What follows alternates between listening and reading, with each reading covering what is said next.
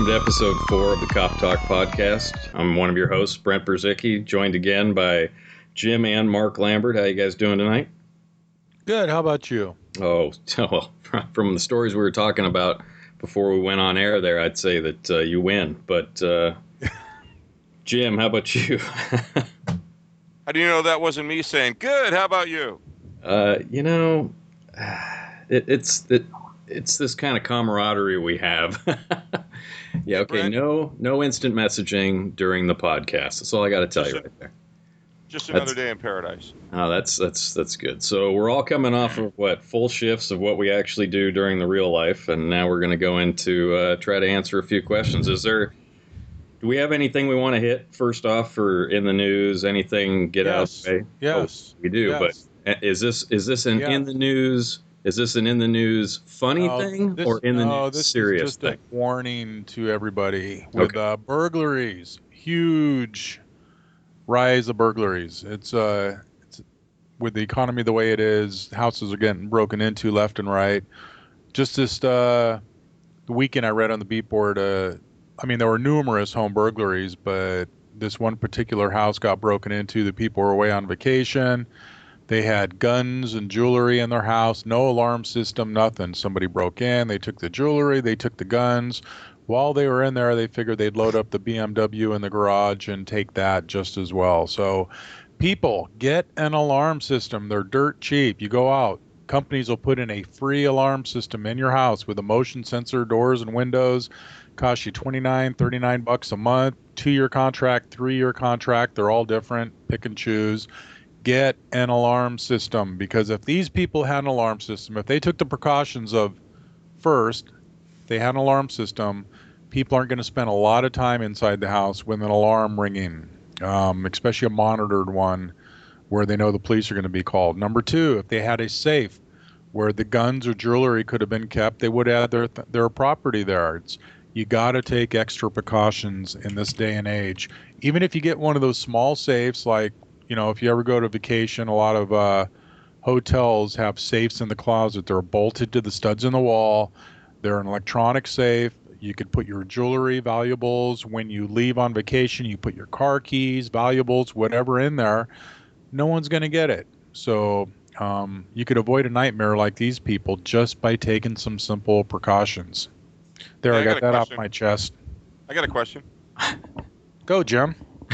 Hey, Mark, why don't you explain to the people what a beat board is? A beat board. That would be where, if we come in from our days off, all the crimes that happen on the time that we are off, the days that we are off, the report face sheets are on this beat board, so we could flip through it and see what happened while we were off. So a quick way to get up to date. What crime occurred on the days that we were not working? We can go in there and read about what happened, where, and why, and how, and all that. Yes. No, that's cool. I'm not playing for once. This was in response to a question last week asking about should I report this or should I not? And that's why it's so important that people report crimes, even if they think that they're going to be bothering us or it's not that important. Because all that information does go on a beat board. And almost every city across America is divided into beats that police officers cover. They're each assigned to a specific beat. They get to know the people in their beat, the residences, where the problem areas are. And that beat board is extremely important. So for those that don't know what it is, it's something that every police department utilizes, where we know what's going on, both when we're working on the other shifts and after we come in from our days off. Yep, like let's say I work beat 5 and I'm off for 2 or 3 days. I come in and all of a sudden I see there's quite a few thefts from the vehicles or home burglaries in my beat, and I see what time of day they're occurring, and I'm going to spend a little bit extra time and focus my attention to that area to try to find out who's doing that in my area. So yes, the beat boards are handy to find out. Now let's say I'm the police chief and I see Mark is working beat 4 or beat 5 and Jim is working beat 4. And absolutely nothing is going wrong with beat 4, and everything is just unloading in beat 5. I'm going to assume that Jim is the much better officer than Mark. No, I'm thinking that Jim's probably contacting the suspects in his beat, and since he doesn't like writing reports, he's putting them in his police car and he's dumping them off into Mark's beat. Whatever. All right, Brent, back to you. That's lovely. That's a wonderful thought. So the other, I guess the one other thing that somebody can do is vacation house checks. Is that something that, I mean, I remember back in the day we did all these all the time in the department I worked with. Now, Mark, are you guys handling that same type of thing? Well, people can call in and tell us they're going to be on vacation, and usually the clerks up in the front, they'll do a vacation house check form and they'll put it on the, guess what, beat board.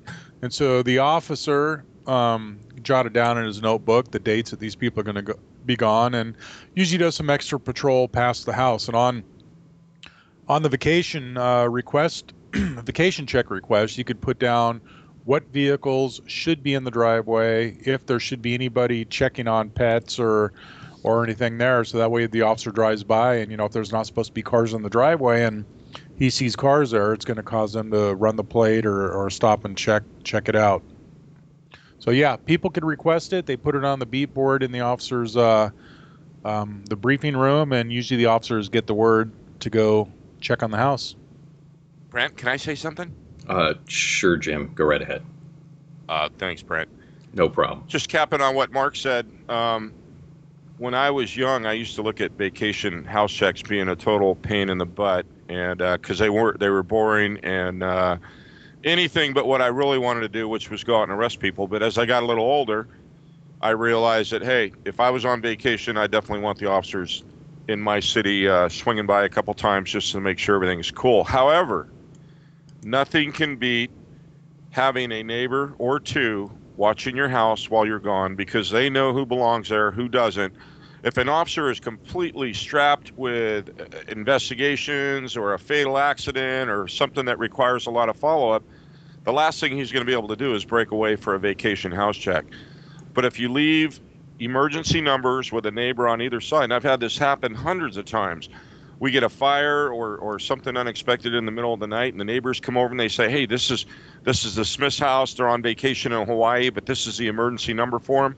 And it makes a big difference. So I'd rely first on your neighbors and then secondarily on the officers as far as vacation house checks. Yeah, I wouldn't say if you call into the police department and say, I'm going to be on vacation such and such a date, that you should take that as peace of mind, because the officer may see it on the beat board that day, and as the days go on, it gets buried underneath all the other reports, and he may drive by, but it's going to be a very low priority. It's, the calls that the officer gets dispatched to are going to take priority, over going by your house to check it. So like Jim said, yeah, if you got a neighbor, then keep an eye on it.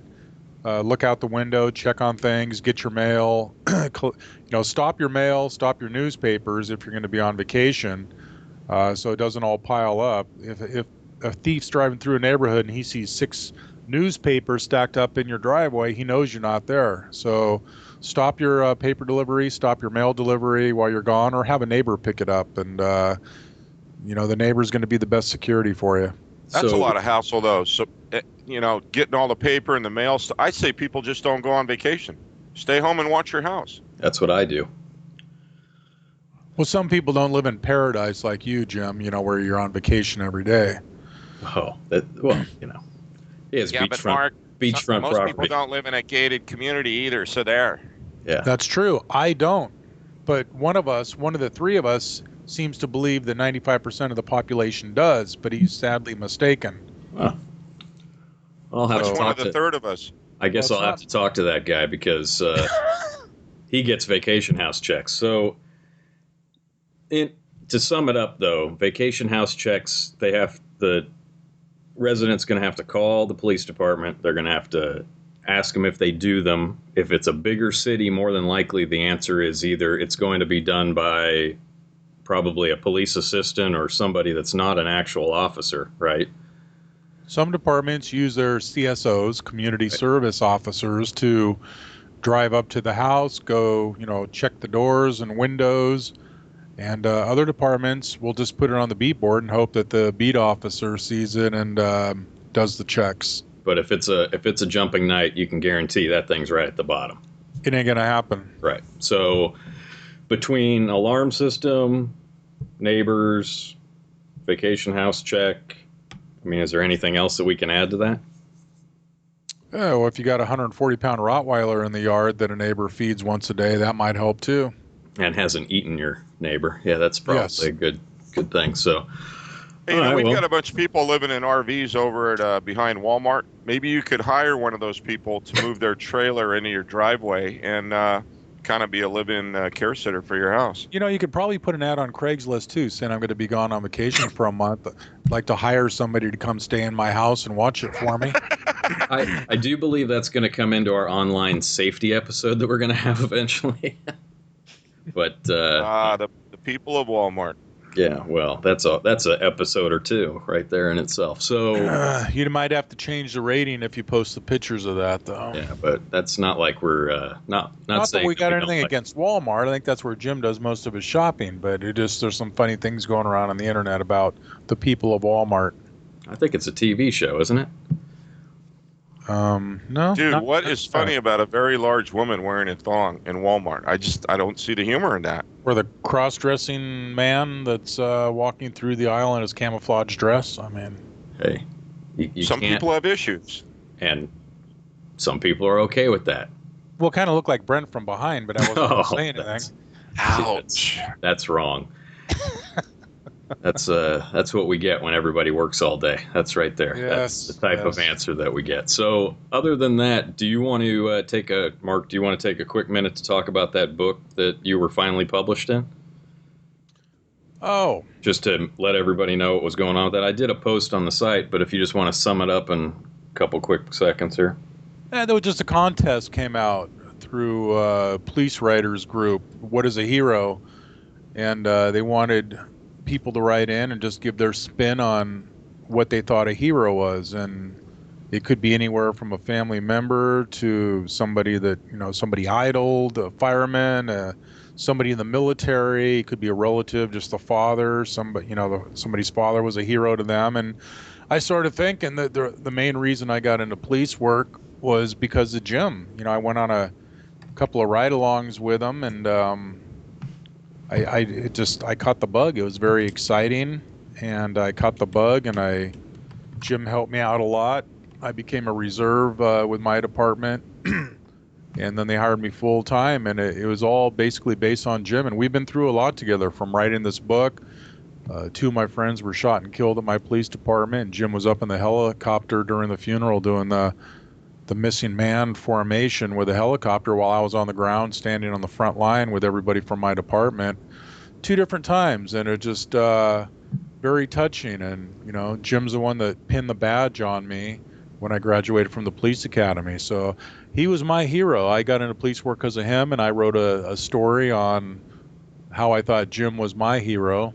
And out of thousands of entries, it got picked out of, I believe there's 13 stories in the book, and it's a short story, and but it got picked and it got published, so I was kind of happy about that. So if people want to see that, they need to grab a copy of the book, and there's a link on our there's website. like 13 stories from people that wrote in how they're some of the heroes are in police work, some of the heroes are in the military. It's an interesting book. How people view heroes in their life, who the heroes are in their life, and it was a pretty interesting book. So yeah, it's not too expensive, and while you're at it, buy one of our books, and then buy that book also, and you got plenty of good reading. Maybe you can get me a snippet of that I can throw up there on the site just to give people an idea of what you did. Sure. So, well, now that I will Jim's, do. I would assume Jim's all teared up now, so he won't be able to answer I think he went questions. to grab some Kleenex and maybe some more coffee. I just grabbed some Kleenex, but You okay there, I buddy?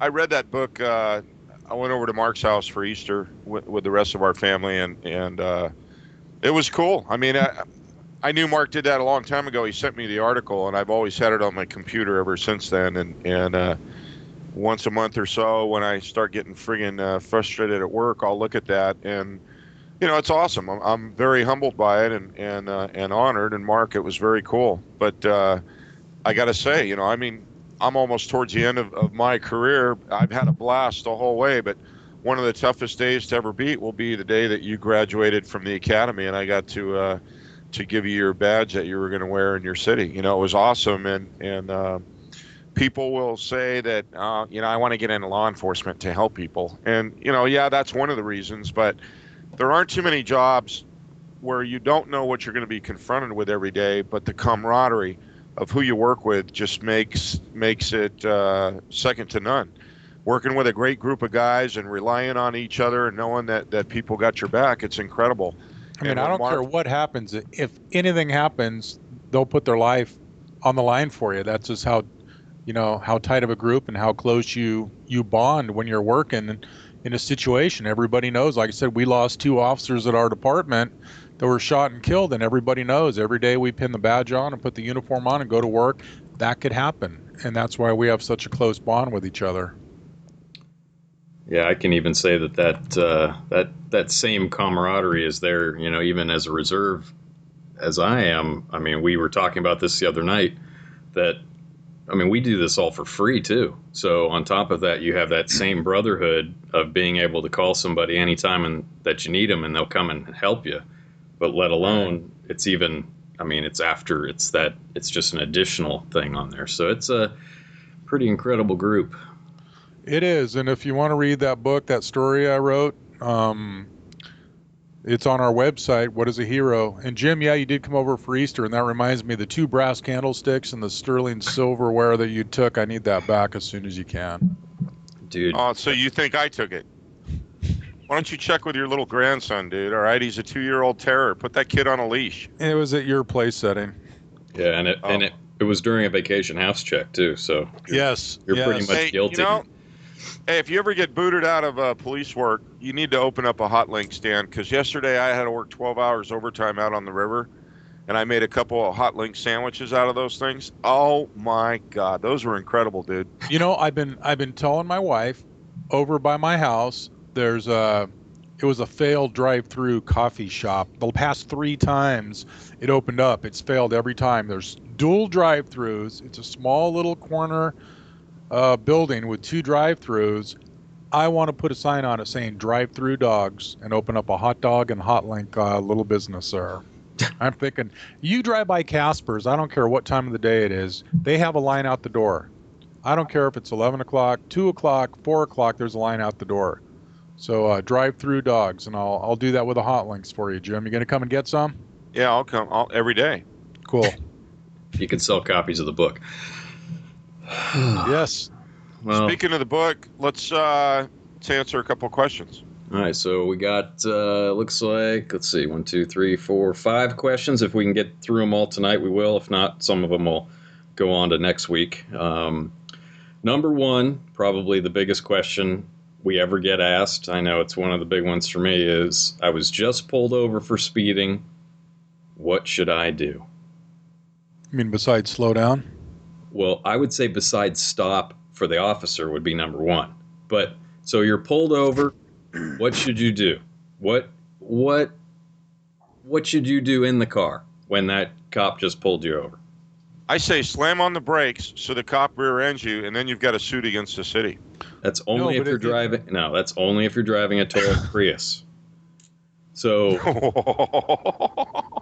Oh, then you could floor it and just say your gas pedal got stuck. This is true. Now, in just a hint of being serious about this, can we get some actual legitimate stuff that people could actually use? Well, what are they asking? Are they asking what to do during the stop, or are they asking what to do about going to court in their defense? And what are they asking? So I just get pulled over, and all of a sudden I go, oh man, okay, I just got pulled over. What do I need? I need my ID. I think I need my insurance. I got to hide my gun in the dashboard. I mean, all these things go through somebody's head, but they're freaking out because they don't want to deal with the cops anyway. So what are you looking for that makes you respond differently to a call that is going to be the normal pullover that you have no problem with, and the people are nice, and you give them a ticket or you let them go or whatever that is, compared to the criminal mind that's thinking differently? If we pull over a car for speeding and the car pulls over, we're going to get a little hinked up if we see the guy all of a sudden reaching down around the floorboard or reaching for his glove box. First bit of advice I would say is don't start opening your glove box or looking for stuff. If the cop pulls you over, pull to the side of the road, keep your hands up on the steering wheel, wait till he comes up to the window, and just do whatever he says. He's going to tell you why he pulled you over. He's probably going to ask for your license first. Don't argue and say, "What'd you stop me for?" Most officers are going to want to get your license in their hand first, and then they will explain to you why, because they want to know who they're talking to first. So he's going to come up, he's going to say, "Excuse me, can I have your license, registration, and insurance?" If it's in the glove box, tell him, "Officer, it's in the glove box." And he'll say, "Go ahead and get it." So there's no surprises. You get it, you give it to him, and the stop goes normal. If you sit there and you try to argue with him, "What do you stop me for? I'm not going to give you my license until you tell me," it's going to get ugly, and you can guarantee yourself a ticket. Well, I do pay your salary, so. I've heard that a few times. I like the annoyed look where they say, Well, can I have a raise help then? you? What was that, sorry, Jim? Mark. Well, No, Jim, what was that? I got nothing. Oh, no, that's good. I get I pay your salary as a reserve, and I said, well, here's your quarter. That's your portion. I'm cool now. Well, if they told me that, I asked them if I could have a raise. Well, I guess, I mean, if they pay it, I guess they could give it to you. Sure. We don't take bribes, though. So Jim's had a few traffic stops that have gone ugly. Traffic stops gone bad. Can we call them that? Where Jim did his little Jim twist on the stop. I love those things, but I don't know if it's something you want to discuss on the air. Well, we can throw something in there. I guess the other question is just before we get into deeper into that, I mean, how many people even pull over to the right correctly? How many people put themselves in danger and the cop behind them when they're getting pulled over? You know, it's not that all of these just go splendidly well right from the beginning. People freak out when you turn the lights on. Some people stop in the middle of the road. Stop in the middle of the road, yeah. Before I make a stop, I've usually already run the plate. I already know that I'm going to stop the car, and I'll start positioning my car to where the yellow ambers are on, but the car ahead of me doesn't know it. But the cars behind me start slowing down, and they give me room to get the car pulled over. 9 times out of 10, I'd say the officer, when he makes a stop, has already selected where he would like the car to stop. Whether it does or not is another thing. The average person will just pull over to the right and stop normally, and then we have a few entertaining subjects who put an interesting twist on it. Like pulling over to the left in the center median of the freeway, or slamming on their brakes, or swerving to the right to where the officer has to slam his brakes on. Or somebody me and Jim both know where they may try to wave you around because they don't think it's for them. Hey, how's Mom doing anyway? Sorry, Mom. I'm not going to tell her you burned her on the air, Jim. All right. Now that's funny. She'll have to listen to it. So, okay, so stop. You get your insurance out. Do we need to show insurance still in most states? By law. So by law, I have to show you my insurance. By law, I have to give you my driver's license, which should not be in your wallet that has 450,000 other things in it. It should be out separate so that the officer can have it. And registration. And the biggest thing is there's nothing worse or more entertaining, should I say, than asking somebody for their license and their registration and insurance, and they give you the license, and then they lean over and open the glove box, and it's this pack full of papers, and they hand me a registration from 8 years ago, insurance from 4 years ago. I tell them that's not it, and they start handing me all these different expired ones. And the best thing to do is when you get your new insurance and your new registration, paperclip it together in the glove box and get rid of the old ones. Shred them. There's no reason. Once you get your new ones, there's no reason to keep the old ones, and that way you won't get several years worth built up in there, and it's going to take time. The best chance you have of getting out of a ticket is when the officer asks for license, registration, and insurance, you give them the license. You get the registration and insurance right away, the current ones, you hand it to them, and you just be straight up and honest with them, and you don't lie. And there's a lot of officers that'll just let you off with a warning if it goes like that. So if you don't lie to the cops, you can get off of a ticket. Well, cops don't like being lied to, especially the officer sitting at a four-way stop sign. His sole purpose of being parked there is to watch for somebody that runs the stop sign. A car comes up, slows to about 10 miles an hour, rolls right through the stop sign. The officer stops him and the person argues, I stopped. You must have seen somebody else, or I totally stopped, and just lying to the officer when the officer, just witnessed that. And usually when people start lying to an officer, you're not going to get out of a ticket. You're going to get the ticket. Or the ticket plus a bonus. Yeah. And lying could be just about for anything. Well, I had this guy in a El Dorado doing 95, almost 100 down the freeway 680 when I was working in the city down by your way there, Brent. Ah, yes.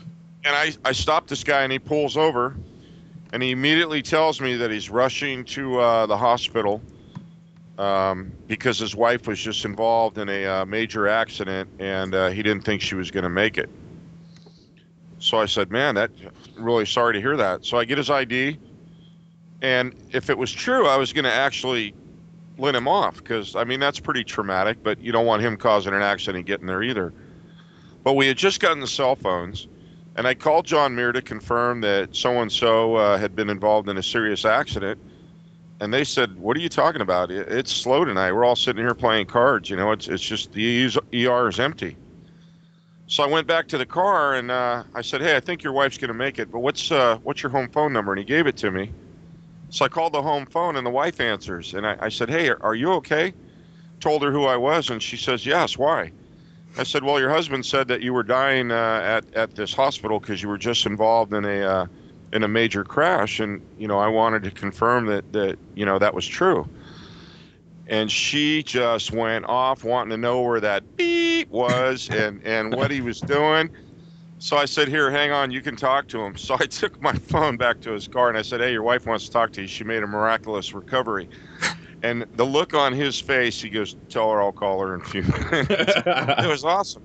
So because he put me through all that hassle, he got a ticket for doing 100 miles an hour on the freeway, which is about $500 in court. And all he had to do was be honest with me. People are going to make mistakes.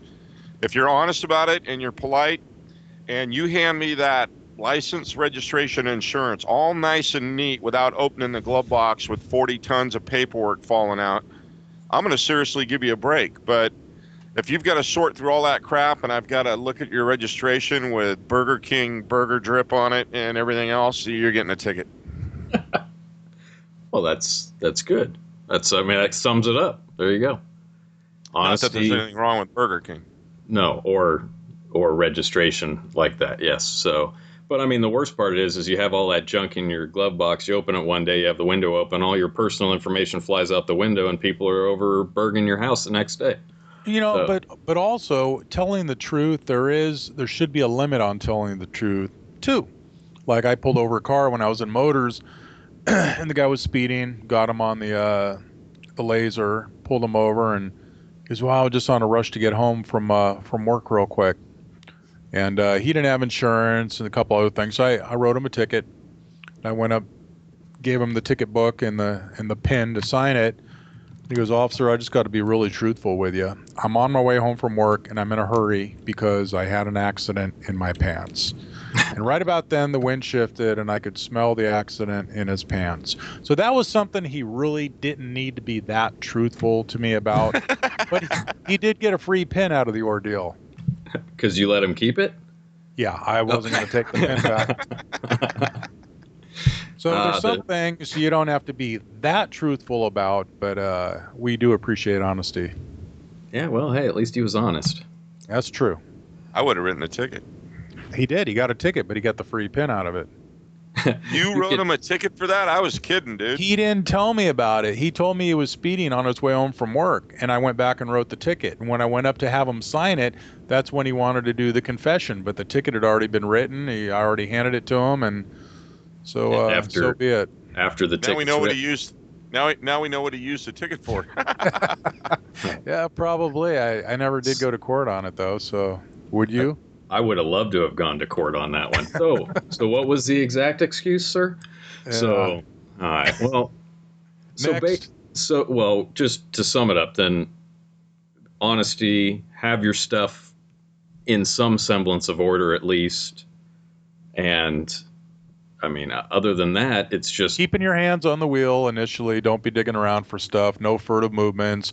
Keep your hands on the wheel. The officer comes up. Let me see your license, registration.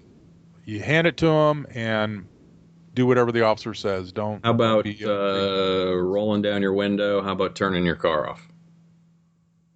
all that'll work. That's fine. You Those pull are- it aside. Yeah, you don't want the officer knocking on the window, knocking, and leaving the window up. But How about talking on your cell phone and then looking like you're mad that the officer interrupted your phone conversation? Ticket. Yeah. There you go. Okay. I think we covered Now, that if one you're- last week, where the guy was at the stoplight, and I go up and I look over, and he's talking on the cell phone, and he looks over at me, and I shake my head, tell him to put the phone down, and he holds up his finger like, "Just a minute, officer, hang on 1 second." And that was the wrong answer, so he got a ticket for it. And at Maybe he least was calling the police department for a vacation house check. It could have been that, This or suspicious subjects at Walmart. or the suspicious person that was pulling him over and asking him to roll down the window. That's Hey, true. here's another one. If you're a girl or a guy that's a friend of Mark or Brent's, don't cry on a traffic stop, or it's an automatic ticket. That I will agree that is 100% true. And Jim if you're, cries, and that's why he doesn't like other people that cry. I hate to say it though, I learned it from Jim though. If you're a kid and you're just learning to drive, yeah, you're pretty much going to get a ticket too.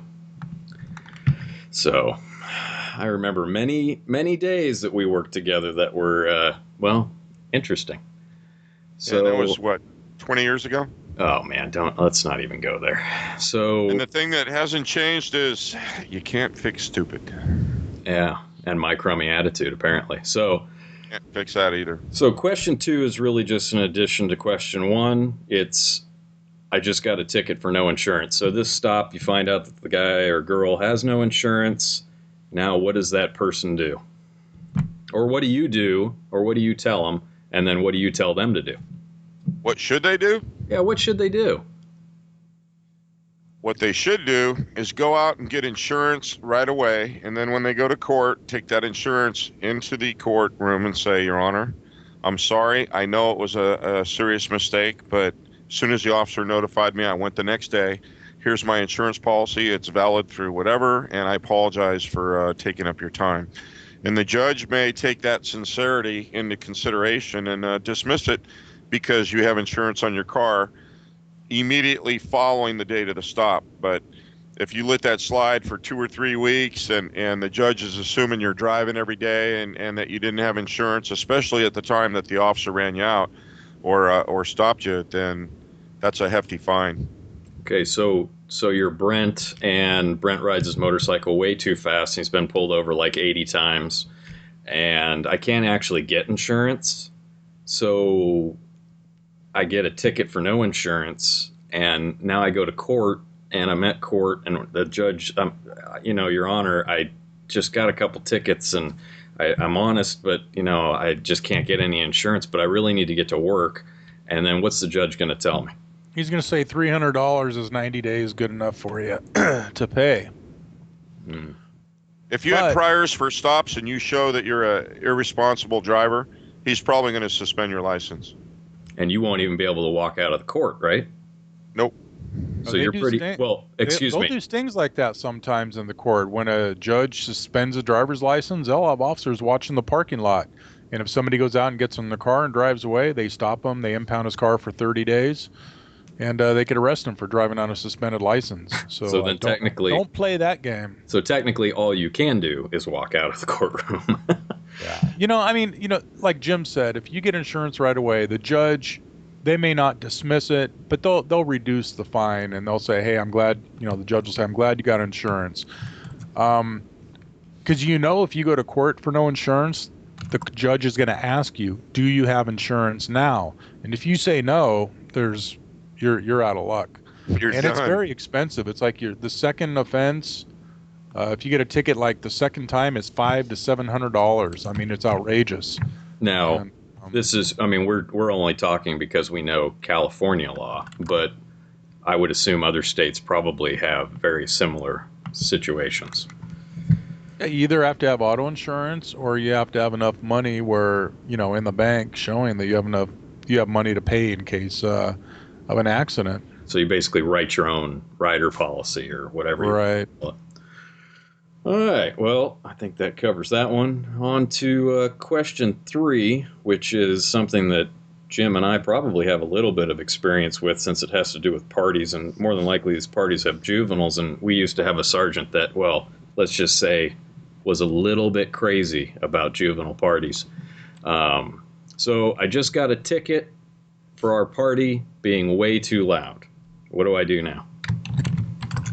Well, I'd say you go back a little bit on that, and you probably got a ticket because the police have already been out there once or twice. The majority of officers are not going to write a ticket the first time. If they get a complaint of a loud party, they'll come out. They'll say, hey, look, we got some neighbors complaining. Need you to turn the music down. Get the people that are outside talking loud, get them inside. You need to keep it down. By the time the officers go out there the second or third time, they're frustrated, they're pissed off, and they figure, okay, we tried to give them a break. Now we're going to write tickets. And if somebody got a ticket, chances are they already had gotten a warning about it. Who gets the ticket? The homeowner. I mean, if somebody's out front drunk or causing a disturbance, they may get a ticket for causing a disturbance, but more than likely the homeowner is going to get a ticket for the violation. See, what I do is cite the juvenile that's hosting the party, and usually mom and dad have no idea that it's taking place because they're on vacation, but mom and dad will get the civil citation from the city for the cost of how many officers it took to go out and break everything up. If there was a fight or medical response was needed for someone passed out on alcohol or anything, the parents absorb the civil fine that the city imposes, whereas the kid hosting the party that's under 21 years of age will get a citation for hosting a juvenile party, which is a misdemeanor crime. And then if somebody leaves drunk and wrecks and kills a bunch of people down the street, they're going to incur all those costs too, right? That all rolls back to mom and dad. So mom and dad are on the hook for everything. Yep. Now, how if it's not a juvenile? If it's a 18 to 21-year-old or even a full adult that's just having a party that gets a ticket, are they going to go to court on that? Oh, yeah. And it's a misdemeanor. It's a misdemeanor crime. Okay. So, and there would be some kind of fine associated with that for... The only difference is with the 18-year-old, being that they're technically an adult, that would be less civil responsibility for mom or dad, say they're still living at the house, versus if they were 17 or under. But an 18-year-old is going to absorb the majority of whatever fines are imposed from that incident. Okay, so if we step back a couple, I mean, I know when I'm out on the street, I don't go around looking for loud parties to try to write tickets. So we were going there for some reason. Either somebody called, a neighbor called, somebody at the party just didn't like the way the party was going and decided that they'd call the cops to try to bust up the party. So it's the majority of the time, it's the neighbors that call in. Party's getting loud, out of hand, 1 a.m. They're trying to go to sleep, and the majority of those calls are neighbors calling in, asking us to go by the house and tell them to keep it down. So an option would be to actually know your neighbors or just simply invite them. Yeah, you could do that. You could go to all the neighbors in your area. Especially if you live in a gated community, you must know your neighbors, right? Well, we got security here, so I don't have to worry about actually seeing normal cops here. I got security guards to handle your guys' job. What's funny is, Brent, you and I went to probably some of the the largest ever friggin' juvenile drinking parties that were in multi-million-dollar homes behind a gated community. So it doesn't really matter where it's at. And it was those parties were epic, and the responses were epic. It was. Yes, they were.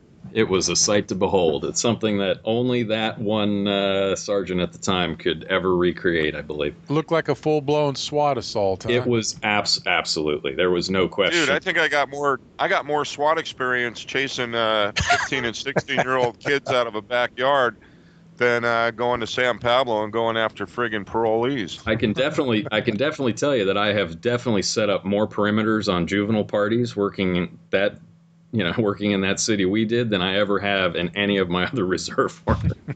And we Dude, I go swear out. to God, he had this spotlight that would melt retinas. I mean, he'd yell, freeze! And you'd see these kids like deer in headlights of a car.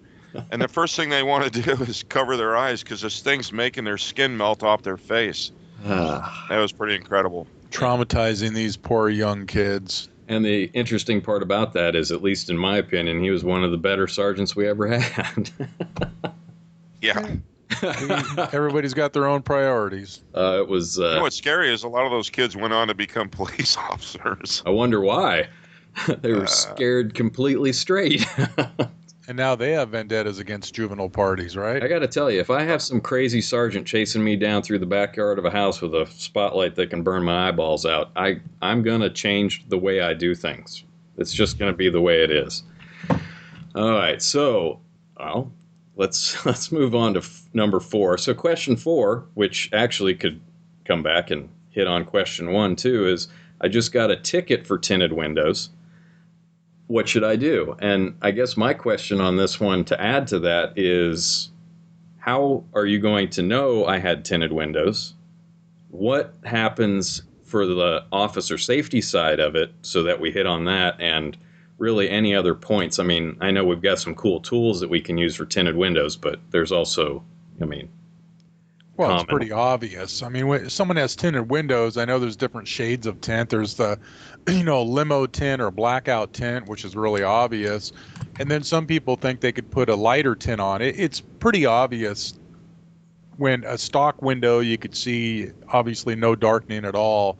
Even a light tint's going to show. And some states it's legal. I believe Texas and Arizona and a couple of the Nevada, some of the hottest states. Nevada's still legal. It's legal to have your front windows tinted. In California and other states, you could have your back window and your back windows, the side windows tinted on the back, but not the drivers, not the front drivers, and not the front passenger window. In California, you got to check where you live, what state.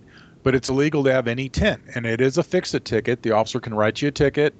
And you could either just pay a fine, or else you could remove the tint and pay a $10 fee and get it signed off. So why does California care about my front windows being tinted? All states are different, but a lot of officers say it's an officer safety issue. I mean, there's nothing worse than stopping a car, and as you're walking up, you cannot see in the car. You cannot see what the person is doing, what they're reaching for. The guy could be holding up a gun pointed at the window, and you wouldn't even know it till the window came down. So as an officer safety, there's a lot of states that say you can't tint the front windows.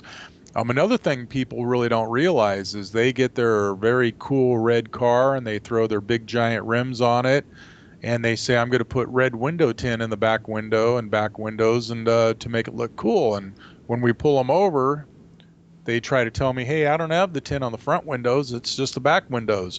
You cannot have red, yellow, or green tint in the back windows or back rear windows of a car. Anything that would look like a traffic light at nighttime when, the guy behind you has headlight shining through, you cannot have that color tint on your car whatsoever, even if it's on the back windows. I think that goes for a bunch of other, front, those air dams that are on the front of the car too. Those have to be dark colors only. They can't be blue or red or imitate anything that looks like a law enforcement light. I think people put those little tiny lights on their hoods, and they put blue ones up there or red ones, and that's totally illegal. That's one of my favorite things to take off of a car at the state fair that we have, or our little county fair, I mean. So, because they love driving around showing that stuff off. Yeah. I like showing my lights off too. They just usually, they don't like them as much. But, all right, so anything but it's just a fix-it ticket. You take the window tint off, you take it down to the police station, get it signed off. It only costs you $10. And it's not a moving violation on your record. Have you guys used the tint meters, or does the department have any of those? The ones that slip over the glass and tell you exactly if they're legal or not legal? No, you could use a white piece of paper and get the same results, basically. Yeah, I'd say CHP. Because basically any tint in California, any tint is illegal. There's only one shade that is legal, in California, and you can't even really notice any darkness to it. All it does is keep the UV rays of the sun out, but there's really no darkening of the window. And it has to be factory installed. Yes. It can't be any aftermarket tint whatsoever. Actually, no, there is an aftermarket tint, but it's really not a tint. It's just the UV ray blocker, but there's no darkness in it whatsoever. And it is a film that can go on the window, but your window stays as light and as clear as it was before. So there's no darkness to it at all. All right, well, new technology. Yeah. Something else to get busted for. So let's see. So tickets. Question 4. All right. So question 5 is one more I just got a ticket for question, which is I just got a ticket for running a red light. What should I do now? Or Don't run a red light. okay. Well, that's the obvious answer. But I guess the question is do you challenge that as the driver of the car? And that goes back to what we talked about earlier, but You mean about the Toyota that the throttle stuck and you couldn't stop? yeah, and you know that all the Toyota things have been proved as total lies anyway, so that's a whole different story. But I guess the question is how, well, if you're the driver, how would you prove that you didn't run the red light? It's your word against the officers. Now, does that mean If you've got 14 people in your car and they're all witnesses, I guess you could bring them to court, but it's your word against the officers. And the officers, when it goes to court, the judge is going to ask the officer what he observed, and the officer is going to say, I was parked here observing this red light, blah, blah, blah, blah, blah, blah. And then he's going to ask you the person what happened. The thing is, when the light turns red, if you are at the limit line, which is normally the white line painted across the roadway or a crosswalk, if the light turns red when you are on that or before that, you're in violation no matter what. I mean, when a light turns yellow, you don't speed up to try to beat the light. It's yellow means slow down when you can. I mean, they don't expect you to lock up your brakes and slide to a stop in the middle of the intersection, but the yellow normally turns yellow for at least 3 to 4 seconds, and that's the warning to slow down. A lot of people try to beat the yellow and it ends up turning red before they hit the crosswalk, and that's a violation. So it's really about safely negotiating the intersection or coming to a stop or hopefully getting through it, passing the limit line and making sure that you go through safely. When it turns yellow, you have plenty enough time to slow down and stop. If it turns yellow just as you're approaching the intersection, the yellow being yellow for 3 seconds, 4 seconds, that gives you enough time to clear the intersection before it turns red. But there's a lot of people that are 5, 6, 7 car lanes before the intersection, and they see it turn yellow, and they hit the gas trying to beat the yellow, and that's where most of the red light violations come in. The other ones are right turn on a red light. A lot of people don't realize that they cannot make a right turn on a red light. They don't realize that because I'll pull over somebody and they'll say there was no sign saying I couldn't do that. And I'll say there doesn't have to be. When there's a red light, you come up, you have to stop, and if it's clear, then you can make a right turn on a red light unless there's a sign posted saying no turn on red light. But that's a red light violation also if you don't stop when making a right turn. So multiple ways to mess up in that situation. But and a lot of cities have cameras that automatically take pictures of cars going through the red light, and those are really hard to fight. Yeah, and usually not even administered by the police department itself, but by a third party. They're all automated. Well, I know. Totally No, I don't mean the camera. I mean all the ticketing, everything isn't even at the police department level. It's all done through a third party agency or something. I think we should probably have at least some discussion on red light cameras. I know that's been a big topic. Right. Maybe we can add that to a future show. I'll put that on the old list here. We could do that, and we could actually do a show on. I mean, since we're coming down on all these speeders out there and burglars and everything, maybe we'll do a show where we give people a few tips onto, certain things to ask when they go to traffic court to try to better their chances a little bit. Well, I mean, do we want to do a traffic court next week or next episode? What do you think, Jim? I'll have my people call your people.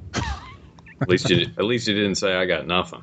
Hey, so Yeah, Brent, the that's bottom line true. is this question was, I got stopped for running a red light. What do I do, right? Yes.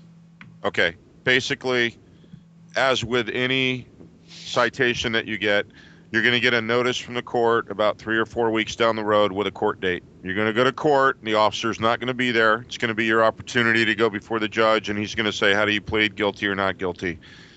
And if you say guilty, then you can pay the fine there and get it over and done with, but then it's on your record, blah, blah, blah. If Well, that's you're going not to actually the present court day. You could say that's the preliminary hearing.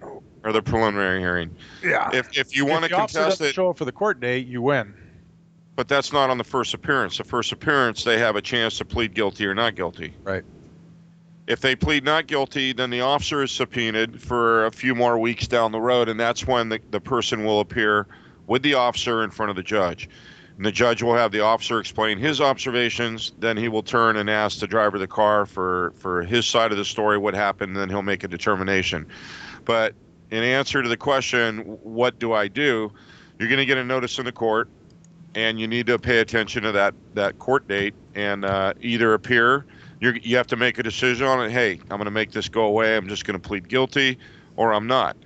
Now, the consequences for pleading guilty is you're going to have that as a mark on your driver's license.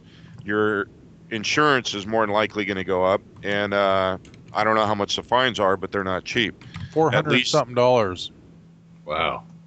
For a stop sign. here in California for a red light. $400 something dollars. Yeah. At least if you go up before the officer, the judge has a little discretion based on your sincerity and how you present your case. He can cut the fine in half. He can dismiss the fine. You can request traffic school. If you've never had a moving violation, or if you haven't been to traffic school in the last 18 months, I believe, you can request traffic school from the judge.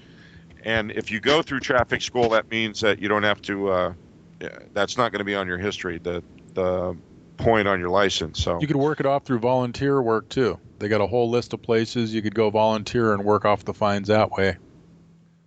And on so basically those are the steps, whether you're stopped for speeding, running a red light, following too close, or whatever. That's usually the process for court on moving violations. Arraignment, not preliminary hearing, arraignment. That was That's it.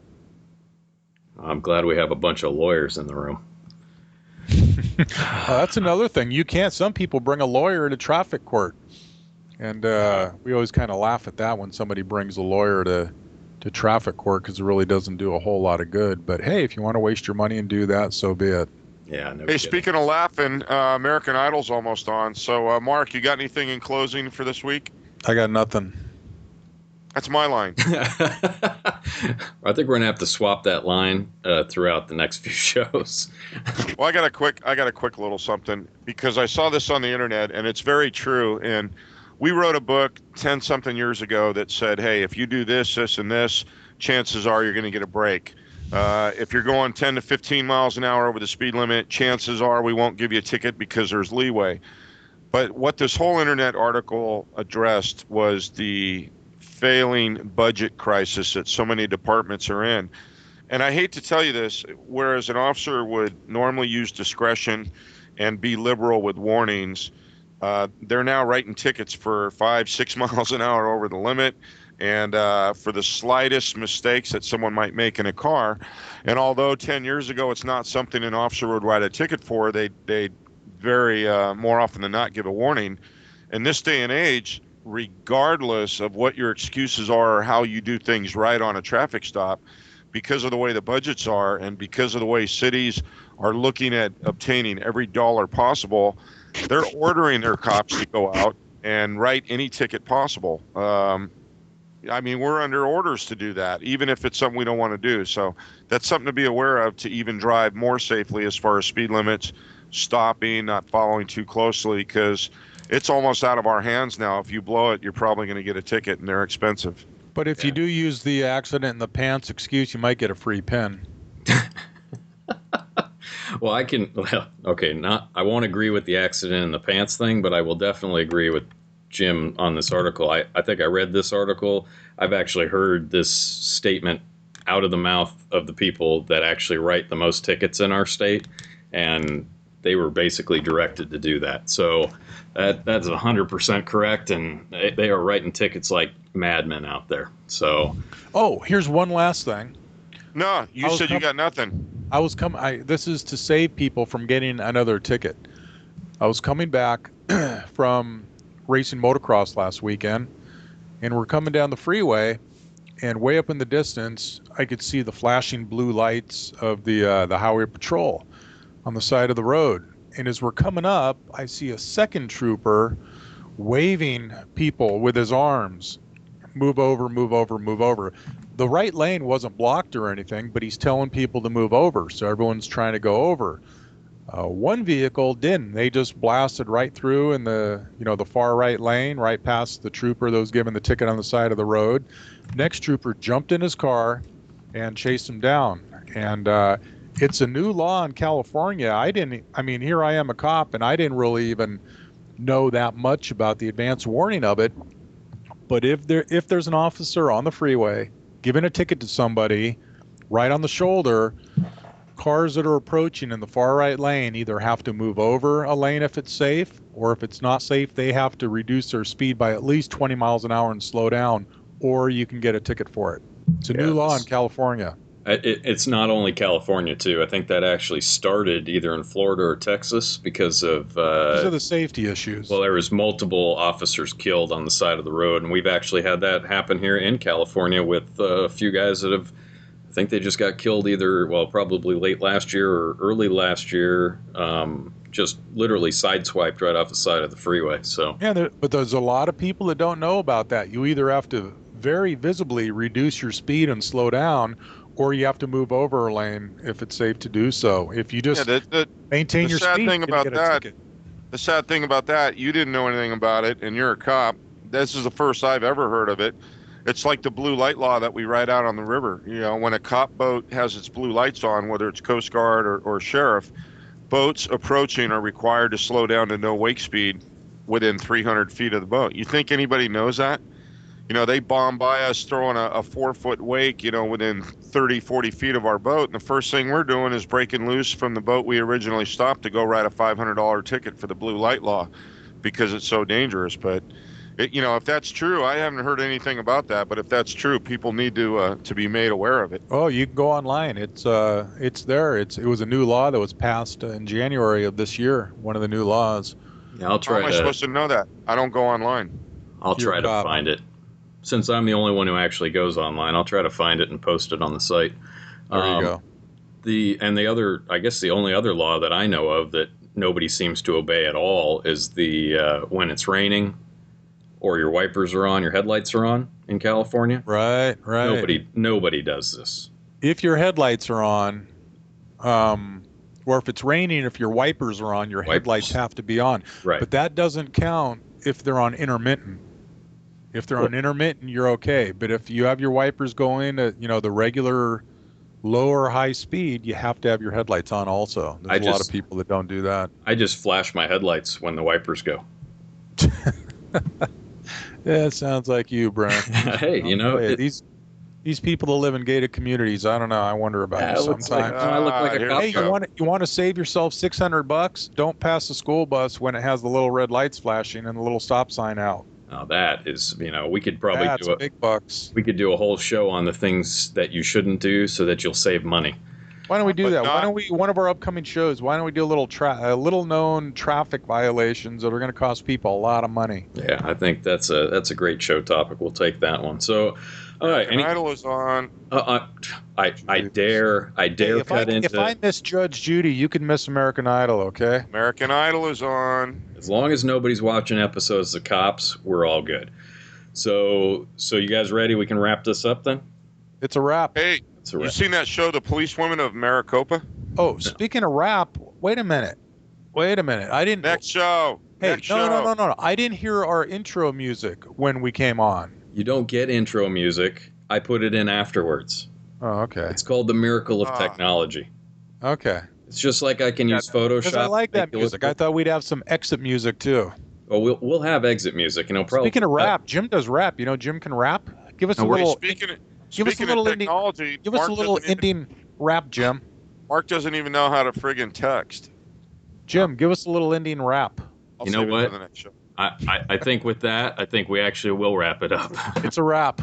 So we'll close it out. Website, go see it.